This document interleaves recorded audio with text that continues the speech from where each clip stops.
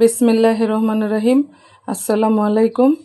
আজকে আমি সোলমাইদের ঐতিহ্য জালের মাংস রান্না করব। তো এটার জন্য লাগতেছে বেগুন,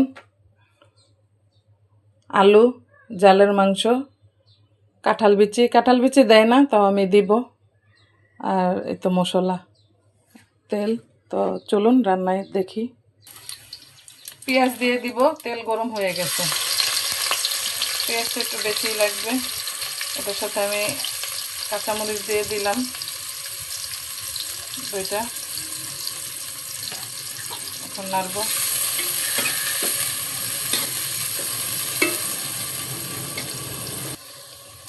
তো এই জালের মাংসর ব্যাপারটা আমি আপনাদেরকে বলি। এটা যখন অনেক আগে আমার শাশুড়িরা এইভাবে জালের মাংস করতো। যখন ফ্রিজ ছিল না, তখন মাংসটাকে বড় বড় হাড্ডি সহ মাংস, হাড্ডি ছাড়া মাংস, এগুলো সব কিছু, সব তেল বেশি করে তেলের চাকা নিত। একটু হলুদের ফাঁকি দিয়ে আপনার বড় পাতিলায় জাল দিত মাংস। তখন তো ফ্রিজ ছিল না। এখন মশলাগুলো দিয়ে দিব।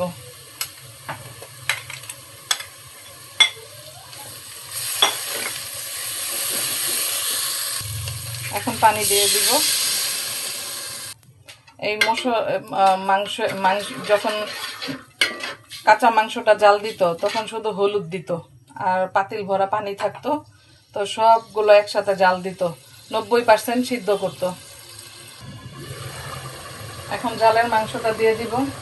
তো এই জালের মাংস 80% সিদ্ধ করে আপনার ঝরাতে হতো। একটু ঠান্ডা হলে ঝরাবে, ওই যে ঝুড়িতে ফাঁকা ফাঁকা চাকনি যে বলে, চাকনিতে ঝরিয়ে আপনার এটা রেখে দেয় 5-6 ঘন্টা, 6-7 ঘন্টা এরকম রাখার পরে পরের দিন সকাল, যেমন রাত্রে করলে সকালে কাটে বা সকালে করলে বিকালে কাটে, ছোট ছোট করে পিস করে, এরকম ছোট ছোট পিস করে এই মাংসটাকে, যেই তেলটা বাড়তি দেওয়া হয়েছে পানির উপরে ভেসে থাকে, ওই তেল দিয়ে এই মাংসটা 4-5 দিন ভাজবে, সকাল বিকাল হালকা হালকা করে কড়াইয়ে ভাজবে। আমার কষানো হয়ে গেছে। তো এইভাবে ডাল দিয়ে রাখার পরে এরকম পাতিল থেকে বের করে তারপরে এইভাবে করে করে রান্না করতো। আর আমরা এখন 5-6 দিন জাল দিই, ওনারা তো 6 মাসই জাল দিত, জাল দিয়ে খেত। এই 1 মাস পর পর, 2 মাস পর পর জাল দিয়ে খেত। আর প্রথম ওই 5-6 দিন জাল দিত, যেন মাংসর ভিতরে যে পানিটা থাকে ওইটা যেন শুকায় যায়। আর আমরা এখন করি 4-5 দিন ভেজে নেই কড়াইয়ে, হালকা হালকা হালকা হালকা, যেন শক্ত না হয়, নরম থাকে। ওইভাবেই আমরাও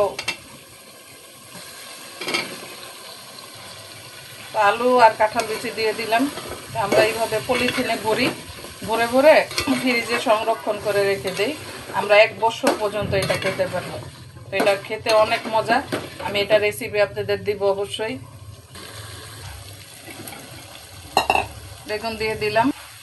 অনেক কষাতে হবে। এই দেখেছেন, না কষালে মজা লাগবে না।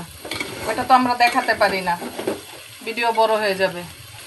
পানি দিয়ে দিব এখন।